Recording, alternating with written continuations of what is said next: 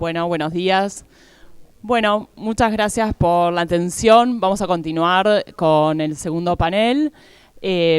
Por un lado quería agradecer a CELAC, a PP y a CEPI por organizar este evento. Creo que es muy necesario y es muy importante empezar a tomar conciencia para generar consensos y justamente este tipo de convocatorias que son académicas, pero que también buscan la interdisciplinaridad, la multisectorialidad, convocar a otros actores por la necesidad que nos impera en este tema, ¿sí? Por lo tanto, esta mesa muestra esa composición, es multisectorial, interdisciplinaria, y nos van a hablar justamente de esta necesidad de generar consensos, de advertirnos sobre esta tecnología que, como bien expresaba Pía, es de uso dual, ¿no? O sea, tenemos fines pacíficos, pero también tenemos fines militares que nos preocupan y nos generan estas advertencias. Así que bueno, vamos a presentar a la mesa. Bueno, primero vamos a contar con la presentación a cargo de Guillermo Cimari y de la doctora María Vanina Martínez. Voy a leer la presentación de ambos. El doctor Guillermo Cimari es profesor titular de Lógica para Ciencias de la Computación e Inteligencia Artificial en la Universidad Nacional del Sur, Bahía Blanca, Argentina. Es PhD en Computer Science de la Washington University en San Luis, en Estados Unidos. El foco de su investigación se encuentra en los fundamentos formales y la implementación efectiva de sistemas de razonamiento computacional para agentes inteligentes. Es el director del Laboratorio de Investigación y Desarrollo en la Inteligencia Artificial, donde las líneas de investigación principales se encuentran en las áreas de argumentación computacional, razonamiento bajo incertidumbre, revisión de creencias, lógica computacional, razonamiento en la web y gobernanza digital. Y a su lado, la primera presentación también va a contar con María Vanina Martínez. Ella es doctora en Ciencias de la Computación, investigadora adjunta del CONICET, trabajando en el Instituto de Ciencias de la Computación, CONICET-UBA, y profesora en el Departamento de Computación de la UBA. Sus intereses de investigación se enfocan en el desarrollo de modelos para la representación de conocimiento en sistemas de apoyo a toma de decisiones basados en inteligencia artificial. Muchas gracias, les doy la palabra. Bueno. Para comenzar quería agradecerle a Pía la invitación y el agua que nos trajo. Este tema es bastante difícil. Yo tenía una transparencia, pero en realidad no importa. Bien. Me gustaría poner nada más que la segunda, creo que es la que tiene la información que a lo mejor les resulta útil. A mí me gustaría encarar este punto de desarrollo de la discusión desde el que me siento más cómodo y desde el cual puedo dar algunos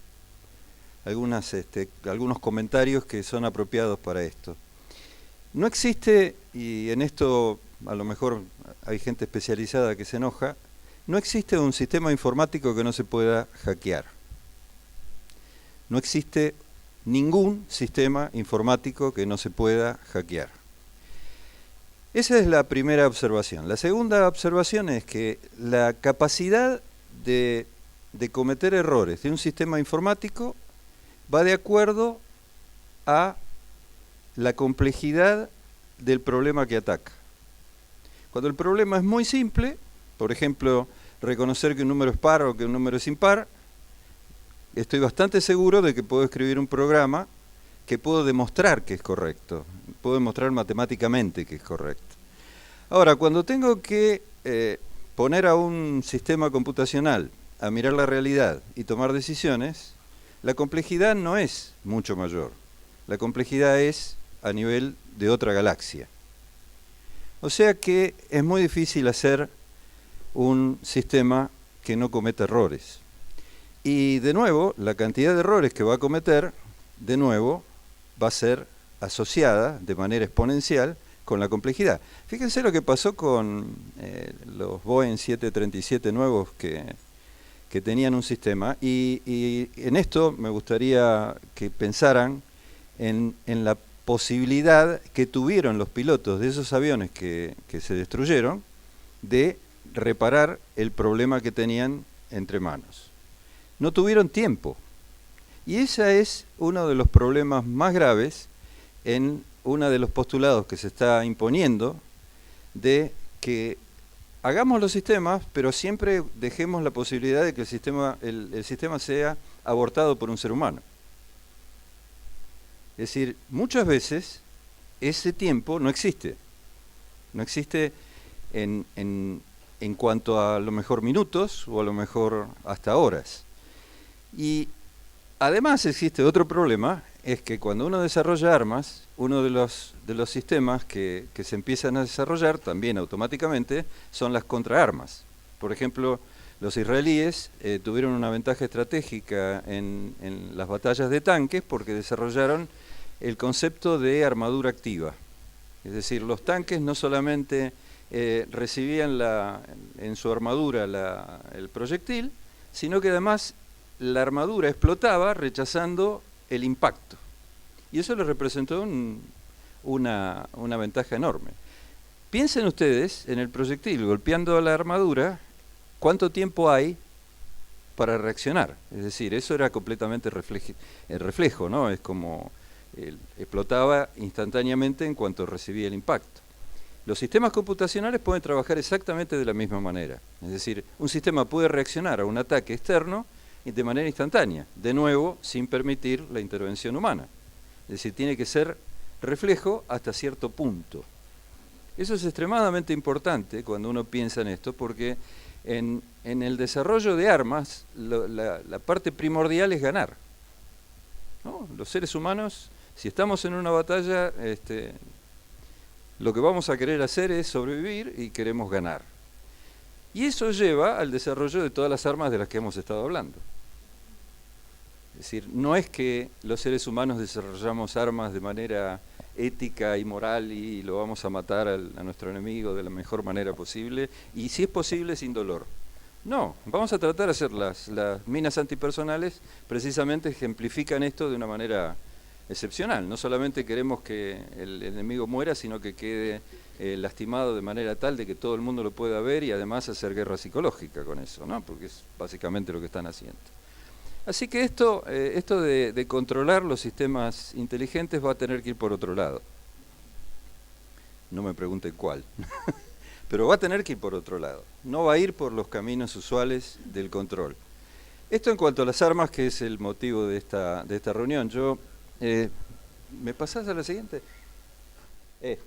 Esta es la carátula de un documento que fue publicado no el 18 de abril, sino el 8 de abril de este año, por la Comunidad Europea, donde se dan recomendaciones sobre cómo desarrollar sistemas inteligentes y es realmente un trabajo que es para leerlo con mucho cuidado y con mucha tranquilidad, porque para las cosas que vamos a vivir nosotros nos puede ayudar a hacerlo de la manera más adecuada posible, ¿no? Si pasás un poquitito más, no sé si se va a ver, ahí está, en este gráfico, que es parte del documento, se lo pueden bajar de internet, no hay ningún problema, y si no me escriben y yo se los mando porque lo tengo. Fíjense que hay una serie de ideas, por ejemplo, los principios éticos sobre los cuales se está fundando, que son parte de los principios éticos de la Comunidad Europea. No es simplemente principios éticos de manera completamente abstracta, sino que son principios que supuestamente se están aplicando en el manejo de la Comunidad Europea en todos sus aspectos. Y esto se refleja también en los sistemas de tipo inteligente. Fíjense que una de las cosas que dice es el respeto por la autonomía humana, es decir, que los sistemas no tienen que obligar al ser humano. Este es el más difícil a lo mejor de entender, probablemente no en este ambiente, pero sí para la gente de tecnología. Ustedes tienen un poco más de cercanía con los problemas de naturaleza social. A veces los sistemas computacionales obligan a la gente a comportarse de cierta manera. Es decir, y yo siempre digo lo mismo, se lo decía a mis alumnos permanentemente. Nosotros tenemos la suerte cuando escribimos sistemas computacionales de que del otro lado hay un ser humano que los puede usar y puede aprender a usarlos, porque si la calidad de nuestras interfaces en general son paupérrimas. Es dificilísimo manejar. Lo único que tienen que hacer es mirar los sistemas que hay en la FIP, por ejemplo, los que tengan la desgracia de tener que utilizarlos, y ahí se van a dar cuenta que la única manera de que eso sobreviva es que hay un ser humano del otro lado, porque si el sistema tuviera que ser entendido por algo menos que un ser humano, no se podría utilizar. Pero uno se transforma en ese momento en una especie de esclavo del sistema. Uno se tiene que comportar de la manera que el sistema dice. Y eso es una limitación en la actividad humana. Como eso hay muchas otras cosas, pero en particular, bueno, las demás son bastante sencillas, pero hay una que es muy, muy importante, sobre todo por el énfasis que se está teniendo hoy en los sistemas de aprendizaje de máquina, machine learning, que uno de los problemas más graves que tienen dos problemas fundamentales. El primero es que no pueden explicar las decisiones, porque en general son reactivos, es decir, no pueden decir por qué toman una decisión. Y el segundo es que se entrenan a base de una cierta cantidad de datos, se cierran en el momento en que se entrenaron y empiezan a comportarse. Entonces, el contexto en el cual están desarrollando su actividad hace que los sistemas cometan errores por el contexto, porque fueron entrenados con datos de otro contexto. Y cuando digo esto no lo estoy diciendo livianamente, cuando digo otro contexto es, si yo lo entrené con un contexto, seguramente existe una infinidad de otros contextos. Entonces cuando lo uso, seguramente no va a coincidir totalmente con el contexto en el que fue entrenado. Y eso es grave, ¿no? Se producen, bueno, ejemplos abundan por todos lados de sistemas que aprendieron a hacer algo para solucionar un problema y después no lo resuelven bien. Y esto es un corolario de lo primero que dije.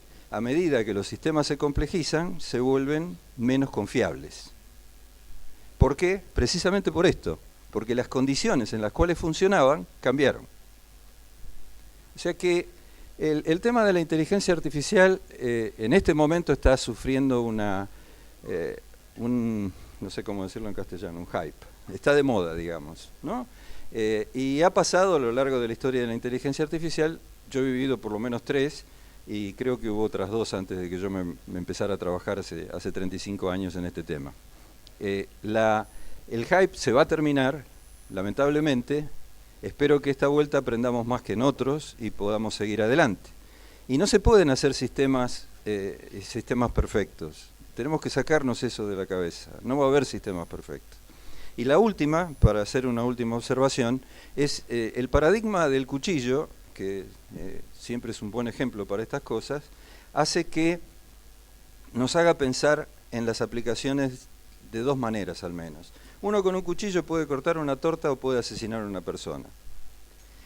Lo que decíamos de las minas antipersonales, hay sistemas hoy en día que están programados con sistemas de inteligencia artificial que localizan las minas y las desarman. Antes lo hacía un ser humano con un aparatito buscando un detector de metales. Hoy en día hay sistemas que actúan de manera automática para hacer esto y tienen cosas de inteligencia artificial metidas en el sistema. Ese mismo tipo de sistema se está desarrollando algo que también es extremadamente importante, que es muy similar al de buscar una mina, que es el de buscar malezas. Hay sistemas de inteligencia artificial hoy en día que en lugar de tirar agrotóxicos, buscan la maleza y la arrancan. Entonces uno tira una manada de estos robotitos y puede limpiar un campo de manera totalmente incruenta en el sentido biológico y de salud para las personas. Y eso eventualmente va a pasar. Es decir, tengamos esperanza de que esto se pueda hacer. Bueno, gracias. Yo quería, iba a empezar, iba básicamente a hacer un resumen de ese artículo que les nombró Pía, que se les va a mandar luego por email, que lo escribimos con Ricardo en base a esta problemática. Pero con la discusión que viene, voy a empezar por otro lado, después voy a llegar a eso y de alguna manera también quiero tratar de responder un poco de lo que Guillermo decía de cómo lo vamos a hacer. No sabemos, bueno, hay algunas ideas de cómo podemos hacer para poder seguir desarrollando inteligencia artificial, incluso implementarla en armas que no sean letales, completamente autónomas, ¿sí? Que puedan servir para defensa, pero lo tenemos que hacer con una perspectiva completamente distinta a la que venimos apuntando en la creación y el manejo de la tecnología a lo largo de la historia de la humanidad, digamos, ¿no? Pero bueno, un poco volviendo a ese escenario, esto que decíamos, ¿no? Lo que busca la asociación civil es prohibir estas armas completamente autónomas, letales, en donde desaparece la figura humana completamente en la toma de decisión, ¿no? Ese es un escenario en el que si no hacemos algo, eventualmente se va a poder llegar. Pero como decía Guillermo, esas armas nunca van a ser perfectas. Y en el estadio de la inteligencia artificial de hoy, no son perfectas prácticamente en ningún nivel, ¿sí? Nuestras técnicas de inteligencia artificial son muy básicas todavía, ¿sí? Y muy proclives a errores que pueden venir de la malinterpretación del modelo que se está incluyendo en el sistema, o simplemente por cómo funcionan. Guillermo decía, los sistemas de machine learning, ¿sí? o de aprendizaje profundo, ¿cómo funcionan? Se le da una cantidad enorme de datos y aprenden patrones, ¿sí? ¿Qué problemas tenemos con eso? Si los datos, ¿sí? están sesgados, si no corresponden a una población estadística bien definida, ¿sí? Cuando el sistema tome decisiones sobre esos datos, ¿sí? Puede llegar a tener repercusiones en los resultados en el contexto en que se lo aplique, ¿sí? Nuestros datos, los datos que nosotros generamos y que usamos, corresponden a nuestro accionar en el mundo. Y querramos o no, nosotros tenemos prejuicios, ¿sí? Nosotros estamos sesgados, a veces con sesgos buenos, a veces con sesgos malos, ¿sí? El sesgo no siempre es malo. Hoy Camilo decía que el tener un arma, el poder tomar una decisión en un momento de un campo de batalla, conlleva un sesgo humano, ¿no? Pero no en el mal sentido, sino de poder decir, bueno, acá me detengo, acá no sigo, ya está, ya lo neutralicé al enemigo, por ejemplo, ¿no? Entonces, el estadio en el que nuestras herramientas de inteligencia artificial están hoy día es muy básico, ¿sí? Entonces, no pensemos en la perfección, no pensemos en la prohibición completa del avance, ni siquiera en armas, por eso, armas letales autónomas completas sí, pero la inteligencia artificial se puede utilizar en armas para defensa, ¿sí? Pero pensemos en que si nosotros en este momento no hacemos nada, cualquiera de esos dos escenarios puede ser factible. Podemos llegar a tener, como decía Camilo, robots que no sabemos qué pueden llegar a ser porque son perfectos y no los podemos apagar siquiera, pero probablemente lo que vaya a pasar es que tengamos un montón de robots que no sabemos cómo van a funcionar porque no sabemos ni cómo están entrenados, no sabemos si están evaluados sobre escenarios correctos, ¿sí?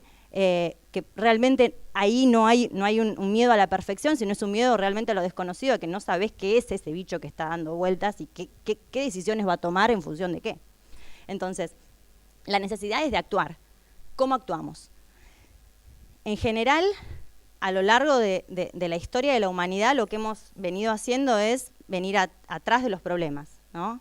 Generamos una nueva tecnología, la usamos, suceden cosas terribles, y por detrás vienen todas las asociaciones civiles, las leyes, los comités de ética, vienen a ver qué podemos hacer, tratar de prohibir, de acomodar un poco la situación. Después de que murieron millones de personas, después que fueron afectadas por distintas maneras distintos grupos sociales. Me parece que el foco que tenemos que tomar como investigadores, pero también como sociedad, es de pensar en construir este tipo de herramientas pensando en las consecuencias que pueden tener y el potencial, dado el potencial que tienen, ¿no? Estamos hablando de inteligencia artificial. Eso implica un montón de cosas en nuestra cabeza, ¿no? Toma de decisiones, cosas que se asemejan a lo que un ser humano puede hacer, ¿no? Entonces, deberíamos tener un compromiso ético en el desarrollo de estas herramientas, ¿sí? Y hay una oportunidad que tal vez antes con otros tipos de armas, por ejemplo, no se tenía. Y es que justamente estas herramientas pueden pensar, o podemos pensar que pueden llegar a pensar en algún momento, de alguna manera, a razonar, ¿no? A tomar sus propias decisiones. Me parece que eso es importante Porque una de las maneras, además de la regulación y la verificación de que los sistemas se comporten como dicen que se comportan, ¿sí? Y que se construyen como dicen que se construyen, otra alternativa que es única en este tipo de tecnologías es esta posibilidad de hacerlas razonar desde el punto de vista ético sobre las decisiones que van a tomar. No es fácil. Todos los problemas que nombraba Ángel sobre la representación de conocimiento, sentido común, ¿sí? Hay un montón de cuestiones que nosotros ni siquiera las podemos, no nos podemos poner exactamente de acuerdo, ¿no? Solamente podemos coincidir tal vez en una definición muy vaga, y eso bajarlo a un lenguaje formal es muy difícil. Yo no diría que es imposible, porque si no estaría diciendo que me voy a quedar sin trabajo mañana, ¿no? De eso trabajo yo, ¿sí? Yo me trabajo en el área de representación de conocimiento. Entonces, uno de los desafíos para esta área es este tipo de cosas. ¿Cómo hacemos para bajar cuestiones éticas, ¿sí?, a un lenguaje que la máquina pueda interpretar, comprender y analizar, ¿sí? Guillermo decía, el problema del meaningful, del control humano meaningful, ¿no?, significativo, es que a veces no hay tiempo. En la definición de meaningful está considerada, ¿no?, esta cuestión del tiempo. Si yo tengo la decisión, pero no tengo tiempo de apagar la máquina o de cambiar el target, en realidad no estoy teniendo control. Pero a veces no hay tiempo, ¿no? Entonces, si nosotros pudiéramos, y esta es una opinión completamente mía, no sé si es posible, pero es para que lo pensemos. Si nosotros pudiéramos, en los tiempos de la máquina, que son mucho más rápidos que nosotros, poder incluirle consideraciones éticas, ¿sí?, tal vez podría avisarnos la máquina, ¿no?, y decir, che, voy a parar porque esto va en contra de lo que estábamos hablando antes. Esto va en contra del objetivo que teníamos, y aborta, ¿no?, por ejemplo. Eso definitivamente va a ser mucho más rápido que el humano se pueda dar cuenta de cuál es la situación y abortar por sí mismo, ¿sí? Probablemente haya situaciones en las que eso tampoco, en el que el tiempo de respuesta sea tan rápido que eso tampoco se puede hacer, ¿no? Pero creo que esta oportunidad, ¿no?, y este enfoque que estoy describiendo se llama en general ética por diseño, ¿sí?, que implica las dos cosas. La ética desde el punto de vista del desarrollador, ¿sí?, cuando está diseñando el sistema, ¿sí?, pero también esta posibilidad que podríamos tener de incluir un módulo de ética, ¿no?, y que sea la misma máquina la que tome consideraciones y pese, ¿sí?, sus metas, sus objetivos funcionales, ¿no?, en función de otro tipo de criterios que van más allá de llegar a cumplir con la acción que tenía en principio. Esto, bueno, está un poquito más desarrollado en el artículo que se les va a distribuir después, pero bueno, básicamente quería justamente dejarlo para que lo piensen, ¿no? No es, como decíamos, no es una cuestión de prohibir, sino de poder controlar, y no digo en el sentido de regulación solamente, ¿no?, pero poder controlar lo que estamos creando, que es algo potencialmente disruptivo. A veces me queda chica la palabra, ¿no?, o sea, pensar en el potencial de estos sistemas. Pero también esta realización de que hoy día estos sistemas no funcionan tan bien, o funcionan muy bien para cuestiones muy básicas, ¿sí? Nosotros podemos pensar que un arma va a utilizar distintos tipos de sistemas de inteligencia artificial. Uno va a ser de reconocimiento de caras, por ejemplo, ¿sí?, o reconocimiento de objetos o de estructuras. Bueno, esos sistemas, los sistemas que existen actualmente basados en inteligencia artificial, funcionan muy bien, pero como decía Guillermo, si los cambiamos de contexto, muchas veces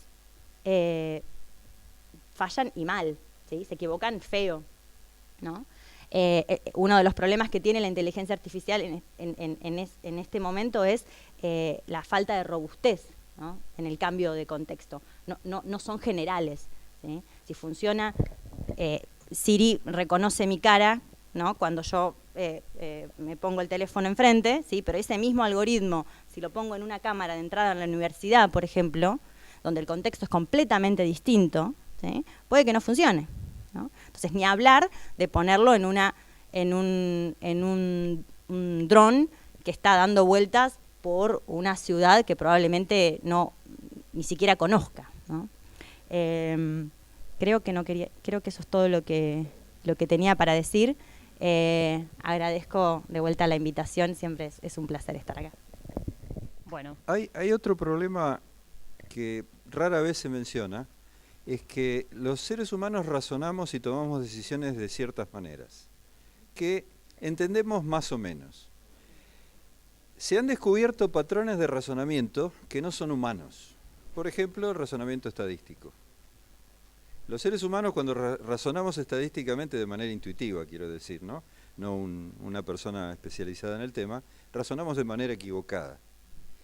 Lo que quiere decir es que si un sistema utiliza uno de estos sistemas de razonamiento que no son como los que utilizamos nosotros, no lo vamos a entender. Y eso va a la transparencia que hablaba de la explicabilidad. Por más que me dé la razón que tomó para aplicar el mecanismo de razonamiento, no lo voy a entender. Y esto es complicado, ¿eh? Esto es realmente complicado. Hay problemas filosóficos profundísimos en estos temas. Profundísimos. Y que sería bueno que en algún momento la gente que trabaja en el área de desarrollo de sistemas hiciera algunas materias de filosofía, por ejemplo, problemas de la filosofía, ya que estamos, porque abriría un poco la cabeza para pensar en estas cosas.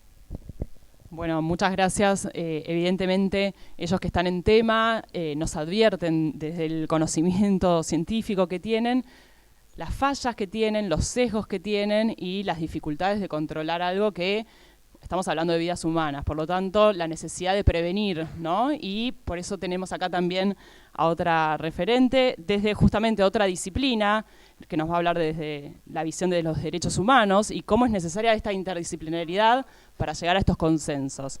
Por lo tanto, le voy a presentar a Romina Liz Garmendia. Ella es procuradora, abogada y escribana por la Universidad Nacional de La Plata.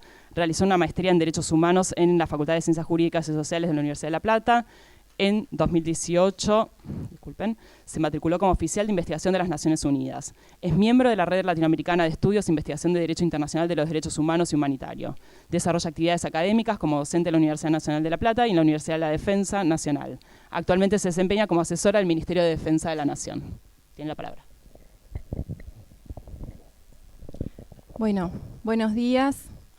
Muchas gracias. Antes que nada quiero agradecer el esfuerzo conjunto, porque uno cuando asiste a este tipo de eventos muchas veces no nota todo el trabajo que hay detrás de los días previos, tanto desde el CEPI como de Stop Killer Robots y de la CELAC. Así que a ellos realmente mis felicitaciones por este maravilloso evento en el cual se está dando un paso en lo que es la concientización de estas tecnologías, nuevas tecnologías emergentes, y en el cual realmente es necesario el compromiso y la responsabilidad en los mismos, con la misma fuerza que manifiestan estas organizaciones y esta casa de estudios también. Así que a todos ellos muchas gracias y mis felicitaciones. Bueno, dicho esto, voy a iniciar mi exposición. Yo vengo de otra rama, no tenía previsto sentarme junto a la doctora Martínez, de la quien voy a adoptar una de las definiciones del tema específico del sistema de armas autónomos letales. Así que voy a aprovechar que estoy aquí a su lado para después también hacer algunas preguntas, ¿no? Bueno, comentarles un poco los debates, ¿no? El calor que ha suscitado en términos jurídicos. Mi disciplina es jurídica y desde ese lugar es de donde me voy a posicionar para poder transmitirles un poco las investigaciones y los avances en este sentido.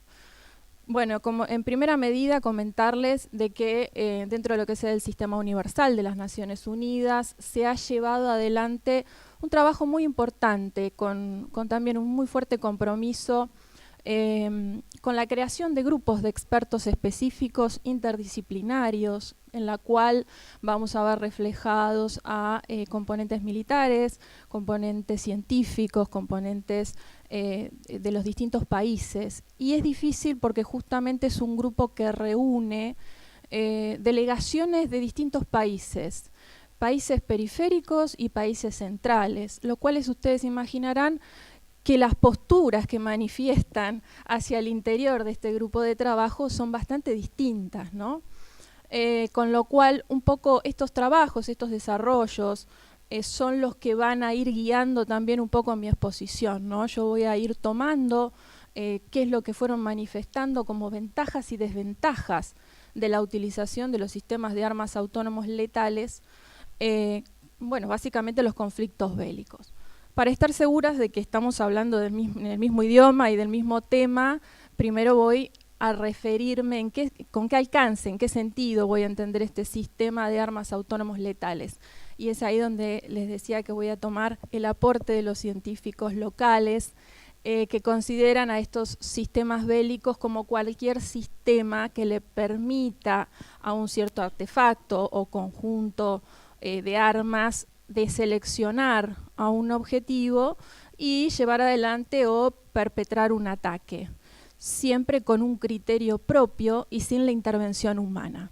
Digo esto porque después también en el próximo bloque la doctora Vigevano va a hablar sobre los drones, y en lo que yo me voy a abocar específicamente, los drones no estarían incluidos porque, como decían también en el bloque anterior, exigen una intervención humana. O por lo menos un componente de operación humana. Ahora bien, el interrogante que se plantea es justamente un sistema o un objeto de estas características cuando lo trasladamos al ámbito del fuero castrense, ¿no? Al ámbito específicamente bélico. Y voy a tomar también, como decía el doctor Cimaro, el ejemplo del cuchillo.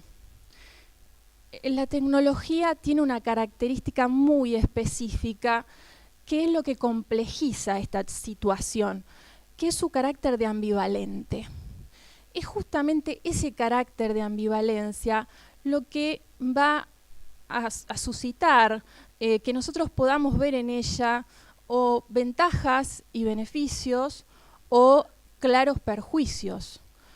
Y los países que consideran que estos sistemas de armas autónomas letales deben ser adoptados en cuanto a desarrollo e investigación con fines bélicos, mencionan muchos beneficios, entre los cuales, por ejemplo, la protección de la vida humana de sus propios combatientes, es decir, la protección de la vida de los combatientes de sus propias Fuerzas Armadas.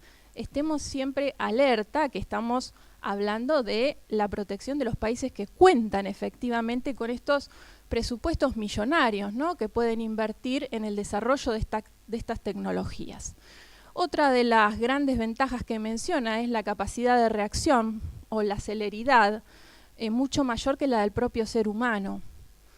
Otra de las ventajas que también menciona para su aplicación al fuero castrense es justamente lo que tiene que ver con una ausencia de valores, de estereotipos, que justamente los países que van a estar en contra lo plantean como algo no beneficioso, sino como algo contraproducente.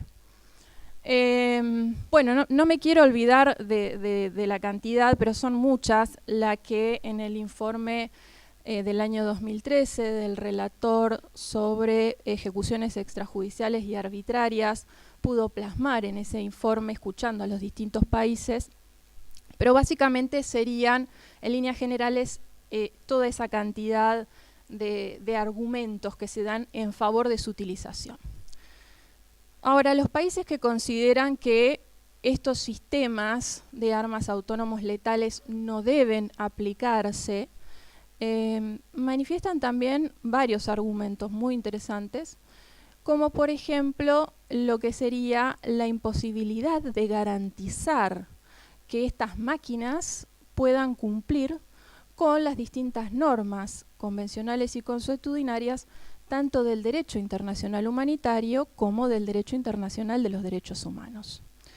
Asimismo, un poco también lo decían al inicio, lo que es la impredecibilidad de este tipo de artefactos, ¿no? Al día de hoy, no tenemos un accionar específico de estos sistemas en los campos de batalla, con lo cual todo lo que estamos hablando es, digamos, especulativo. Todavía no sabemos cómo van a llevar adelante su accionar estas máquinas.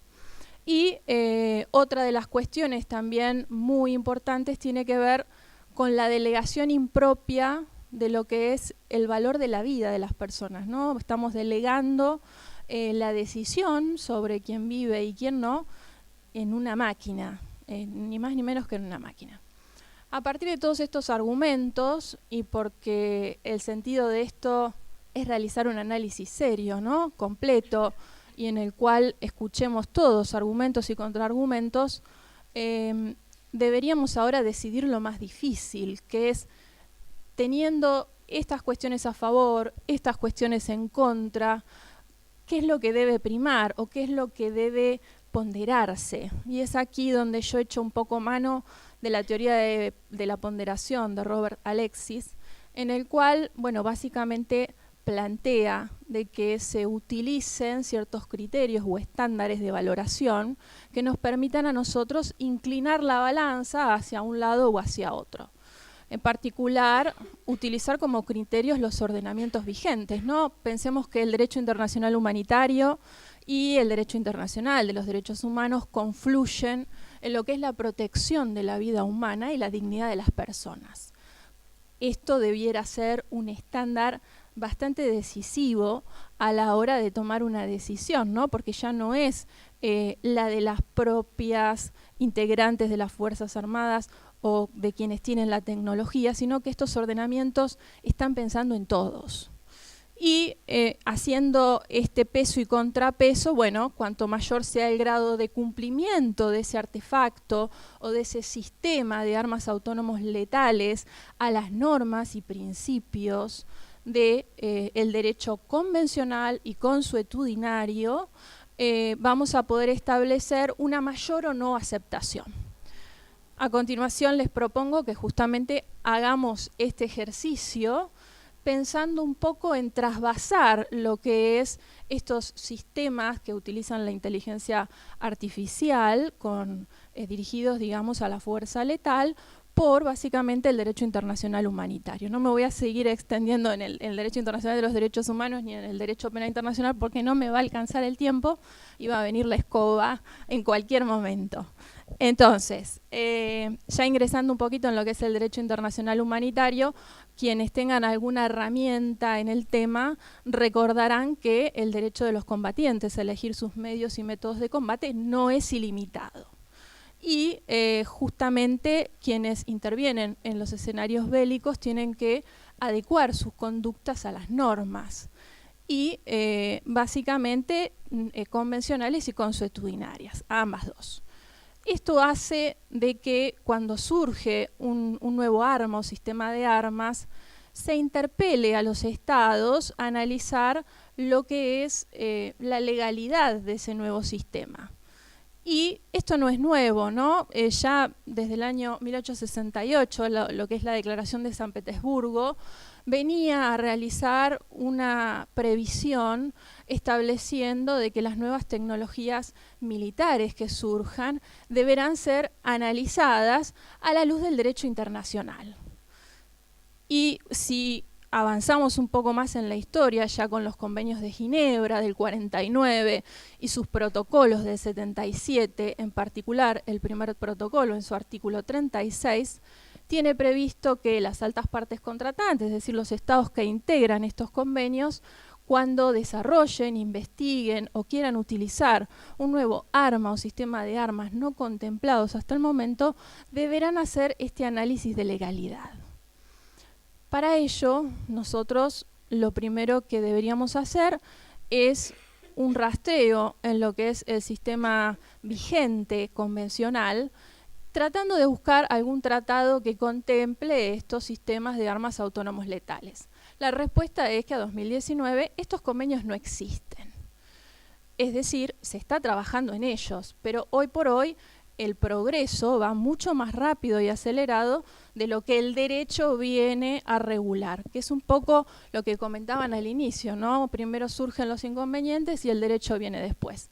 En este sentido, sí podemos decir que aunque no tengamos un convenio de estas características, sí estos ordenamientos tienen principios generales y previsiones que son tan aplicables como los convenios que se dicten a futuro y sobre la base de ellos podemos hacer nuestro análisis, podemos hacer esta ponderación. Entonces, ya en lo que hace al derecho internacional específico, humanitario, uno de los principios más importantes, como los que si alguno, bueno, veo gente de UNDEF que ha tenido capacitación en estas cuestiones, recordarán que es el principio de distinción, ¿no? Los objetivos militares se deben dirigir contra los combatientes y no contra los civiles o la población, en tanto estos no participen activamente en las hostilidades. Ahora, este principio, así formulado, en el teatro de operaciones es complejo. ¿Por qué? Porque, por ejemplo, nos podemos encontrar con un combatiente que se encuentre herido o enfermo o que se esté rindiendo y el cual deja de ser este objetivo legítimo de ataque. Ahora, la pregunta sería, ¿las máquinas, estos sistemas, están preparados para reconocer y para interpretar que una persona, por más que porte un uniforme de combatiente, haya quedado fuera del combate por el hecho de rendirse, por el hecho de estar enfermo o herido? Bueno, justamente al estado del arte, y como comentaban también aquí en la mesa, las máquinas no han desarrollado esta posibilidad de aptitudes cognitivas que le puedan permitir realizar un análisis sobre todo el contexto y sobre las intenciones de la persona que tienen enfrente, con lo cual este primer principio claramente el sistema no lo cumpliría. Pasando a un segundo principio, tanto más complejo que el anterior, que es el principio de proporcionalidad.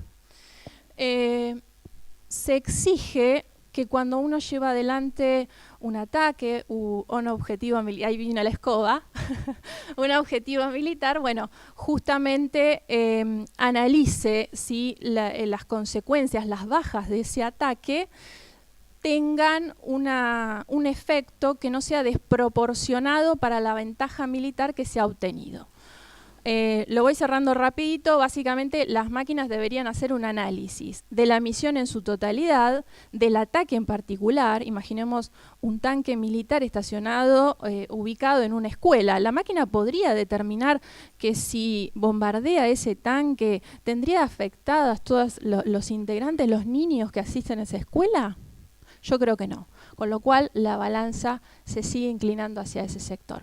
Bueno, hay mucho más por decir. Voy cerrando con una pequeña reflexión que es: celebro la actitud de la comunidad internacional, de la sociedad, de las organizaciones que están adoptando este enfoque preventivo, ¿sí? Que no nos pase como nos pasó a lo largo de la historia de la humanidad, donde llegamos tarde, donde el desastre ya se cometió, con lo cual esto es digno de celebrar. Y una segunda cuestión, y ya termino, es pensemos que los estados tienen herramientas para analizar sobre la legalidad y la responsabilidad y la necesidad de que exista un factor humano en las decisiones. Con lo cual no es excusa la inexistencia de un tratado específico, convencional de carácter internacional, para que comencemos a trabajar y a sacar regulaciones y controles específicos sobre el tema. Muchas gracias. Bueno, muchísimas gracias, Liz. La verdad que la complementariedad acá se nota, queda en evidencia entre los desafíos, los problemas que aún tiene la inteligencia artificial y que provoca para la seguridad de todos nosotros, y a su vez la necesidad y la posibilidad de hacer análisis de legalidad y también adoptar un enfoque preventivo interdisciplinario entre todos nosotros. Con lo cual, bueno, los invito a preguntas para ir cerrando la mesa. Yo tengo también mis propias preguntas, entre ellas me parecía muy interesante, y también leí el artículo, entre este desafío entre la ética por diseño, pero también preguntarles si se puede pensar complementariamente, o sea, tratar de generar mecanismos internos en la inteligencia artificial, pero a su vez que también contamos con la responsabilidad humana como último recurso o en todas sus etapas, pero aún así también internamente, o sea, reforzarnos por los dos lados. Esta sería mi pregunta. Con respecto a lo que vos decías, Alejandra, esta combinación, ¿no? Un enfoque no quita al otro, ¿no? Y tiene que ver un poco con el ejemplo que dabas recién, Liz, sobre si hay un tanque delante de una escuela, ¿no? Si la máquina podría llegar a interpretar que bombardear o como sea ese tanque va a tener consecuencias, puede llegar a tener consecuencias mucho más grandes. Vos dijiste, no creo. Mi respuesta es, yo espero que sí, ¿no? Yo creo que sí, que eventualmente se va a poder, que las herramientas de alguna manera existen, pero que de ninguna manera se puede confiar ciegamente en que la máquina o el modelo lo va a hacer. Por lo tanto, ahí viene la parte de regulación. Entonces, yo tengo un sistema diseñado por ética por diseño, pero tengo que tener una batería de test y de posibles auditorías y legal para asegurarme que efectivamente esa máquina puede hacerse, puede tomar las decisiones en los contextos en los que en estos contextos, ¿no? de dilema, digamos, ¿no? Entonces, en ese sentido, son complementarias y ambas son necesarias, ¿no? Esto también aplica no solamente a las armas, sino a cualquier uso de la inteligencia artificial. Nosotros hablamos del sesgo de los datos con Guillermo, y yo también les di algunos ejemplos. Bueno, esto nosotros como sociedad tenemos una responsabilidad de exigir que los productos que se nos están ofreciendo, basados en inteligencia artificial, sean transparentes, ¿sí? Los datos con los cuales se los entrena, ¿sí? Tal vez yo como consumidor final no pueda llegar a entender, pero sí que haya un mecanismo de regulación que me asegure de que esto está entrenado en un contexto en el que aplica a mí, por ejemplo, ¿no? Como decíamos. Estos sistemas de machine learning se usan a veces como una caja enlatada, ¿no? Lo compro, sí, ¿no? Pero la idea que se vende a veces, es que yo lo puedo agarrar, ya está entrenado el modelo, y lo uso para resolver mi problema. No, tiene que haber un trabajo de ingeniería muy grande para asegurarnos que está respondiendo realmente la pregunta que yo le estoy haciendo ahora, ¿sí? Que no tiene que ver con que el modelo esté mal. Eso no quiere decir que el modelo esté mal. Quiere decir que yo no lo estoy usando bien. Y no hay ningún tipo de regulación, ningún tipo de garantía en este momento de que yo pueda hacer esa transferencia, de manera satisfactoria. No solamente al consumidor final, al que usa el teléfono, o sea, los científicos que utilizan herramientas de inteligencia artificial para hacer sus investigaciones, les pasa lo mismo, ¿sí? Entonces, es decir, bueno, yo específicamente no trabajo en Machine Learning, ¿sí? Pero uso herramientas de Machine Learning y siempre me encuentro con este problema de, ¿los modelos están entrenados como para lo que yo necesito? Yo más que una pregunta era un comentario, como alguien que sí trabaja en Machine Learning y sobre esta responsabilidad de la auditabilidad, de la transparencia, ¿no? Que me parece que se está reforzando un sistema en el que cada vez más hay una posición de jerarquía de los que saben y que quedan los que no saben afuera. Y cada vez más son sistemas cada vez más opacos, que son artificialmente opacos, porque la auditabilidad no pasa por entender la tecnología, sino por confirmar que la tecnología hace lo que uno quiere que haga. Y eso es perfectamente comprensible hasta casi el usuario final. El usuario final seguramente ya no, pero todos los que estamos acá tendríamos que poder hacer ese tipo de auditoría. Obviamente va a haber muchos intereses para que eso no sea así. es normal que quien está en la posición de privilegio quiera mantener la posición de privilegio, y es normal que los que no estamos ahí podamos ejercer nuestra fuerza para que eso no sea así. Me parece que es una responsabilidad del Estado y también de los que estamos en alguna posición de privilegio, de desarmar eso y decir, no, es que no es necesariamente así. Yo puedo entender lo que hace una red neuronal, no puedo entender cómo funciona, pero lo que hace sí. Y yo puedo empezar a... Tiene que poder contestarme las preguntas que yo le haga para ver que efectivamente esté haciendo eso. Y si hace menos que eso, no vale, no sirve y lo sacamos dentro de las posibilidades. Sí, eso me parece que es muy importante. Sí, una devolución. No, la observación es hemos estado hablando de ética por diseño, y eso es solamente posponer el problema. Es decir, tener la ética por diseño sería la solución si existiría la ética.